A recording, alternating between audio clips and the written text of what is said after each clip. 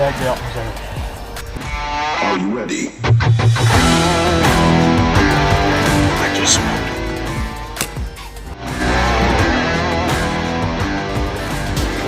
We're excited hunting with passion. It's kicking off in a good year so far.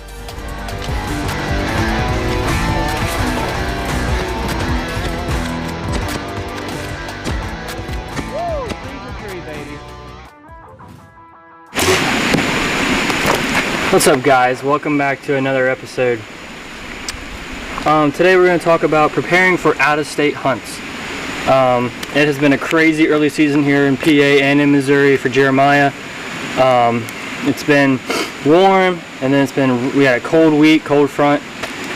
Deer were moving like crazy last week. I've been out 4 times and seen deer every time, just none in bow range. Last week was incredible. Saw 14 deer in one morning. 3 of them were bucks. One was a pretty good sized buck. It was before shooting light though, so I couldn't see how big or how many points he had or anything like that. He was about 30 yards. I was hoping he'd stick around so I could get a good shot at him. And then a bunch of does came out of bow range, and then 2 younger bucks came later in the morning. I was getting really frustrated because all the does were going within like 180, 70 yards. So I finally, when I saw those 2 bucks, I was like, I'm getting out of the saddle. So I climbed out of the saddle while they were in this swale. I got within 45 yards of them. I crawled a little bit closer to them, and they were crossing the field, and I got to see them at like 40 yards. So it would have been a chip shot if they were bigger to shoot. But today we're going to talk about how I'm going to prepare. We're going this weekend. We're leaving for the Midwest. Super pumped about that. We got a couple nice bucks that I've been getting on camera. This guy's huge. He got like some tall brow tines. This guy, he's pretty wide here. So those are our 2 ones that we're going to try to focus on getting. It's really awesome because last year we went gun hunting and we were limited to just a buck, but with your archery tag in Indiana, you can shoot a buck or a doe, so I feel like our chances are pretty good now. But things I do to prepare for non-resident out-of-state hunts, whatever you want to call them. First, I'm cleaning my clothes. They're stinky from hunting in the early season because you're sweating so much. I did a lot of ground hunting the first couple weeks near ag and some clover fields and stuff, and so I got like, briars and stuff on my pants, so I'm getting my pants and stuff washed. I don't really go crazy about the scent control thing. I just use non-scented detergent pretty much, and then just hang them out on the line outside. Don't go all wacko and spray a bunch of stuff on it. That's a different topic for a different video. But second thing I'm doing is I'm checking my gear. I'm going to Walmart, picking up stuff, extra batteries. I'm picking up things for my supplies, fuel for like my camp stove, food. I got some good stuff for deer camp. I'm just getting little odds and ends stuff that you can get, that you can freeze it, and that way when you're driving over there it's not gonna go bad or anything. I'm getting items that aren't going to they're not going to go bad, that need refrigerated and all that stuff. I'm getting the refrigerated stuff when I get to the state. I'm also getting just things that I need at camp, like that. The next thing I'm doing is I'm shooting my bow. I'm shooting it in different positions because we're hunting on the ground, so I'm hunting in different positions. I'm checking my gear, making sure I'm making sure that my bow's set, my strings are good. I'm waxing it needs a little waxing when I'm done practicing here. If you're hunting on the ground, a couple positions that I would like to share or recommend you try practicing if you haven't done it yet. First one I'm going to do is you're on your knees like this.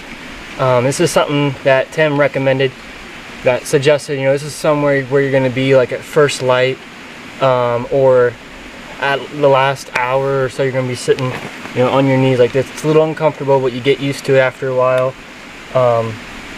So we're gonna try this one here and see how it goes. This is at about 35 yards. So now she goes.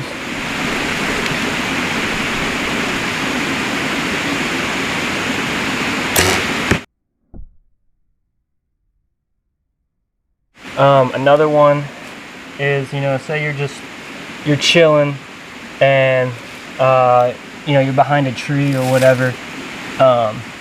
So, you know, you're just sitting with your back against the tree like this. Buck comes walking, you know, you're not expecting it. So you're sitting there and the buck comes up and you that's what's nice about this stand is, you know, she's sitting already like that. You just reach your hand in there, let you release.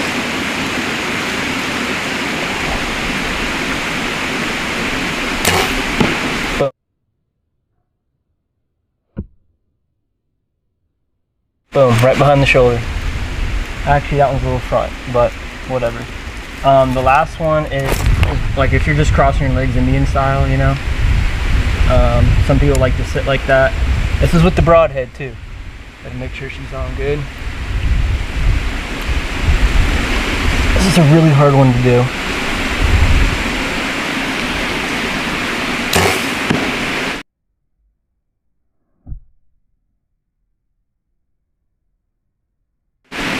Just like that.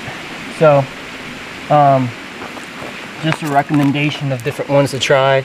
But those are some simple shots that if you're hunting on the ground to practice, if you're going to be out of state and not hunting out of a tree stand or whatever. Just some simple suggestions that Tim recommended, and just wanted to demonstrate them for y'all. But make sure you practice before you go out of state. I'm even taking a target with me, so when we're at the deer camp, we're you know, shooting around the campfire. Just, you know, there's nothing more fun anyways than just shooting with a bunch of guys, bunch of buddies, and that's what I'm saying about the big thing about your gear is making sure you're actually, like, not just your camera or whatever, your saddle or whatever, your weapon is really good to go too, because some guys just shoot them at the beginning of the season. Hey, it's good, pins are all good, and they don't shoot it the rest of the season, and that's not really good, because, you know, anything could happen in the woods. You know, you can bump a tree and you don't know your pin's off or whatever. So I've been trying to shoot during the season whenever I can, just to keep it, make sure everything is sharp and good to go. I'm checking my cameras, making sure my video cameras are good. There's, you know, no issues there. And then lastly, I'm checking my vehicle. You do not want to get, you know, 3 hours down the road and your oil's low. So you need to be checking your oil, checking, you know, some just things that people don't think about. They just hop in their car and just drive, you know, out of state. But I'm checking my oil. I'm checking, you know, making sure everything's good with different liquids in my truck, you know, power steering, brakes, you know, just the essential stuff to make a car run and stop, you know. So anyway, I hope that helps you guys if you're thinking about doing some non-resident, some out-of-state hunts. So I hope that helps you guys. Comment below if there's anything, any other suggestions you might have that I didn't think of. And hopefully we're gonna get a nice deer this weekend. And we'll see you guys on the next video.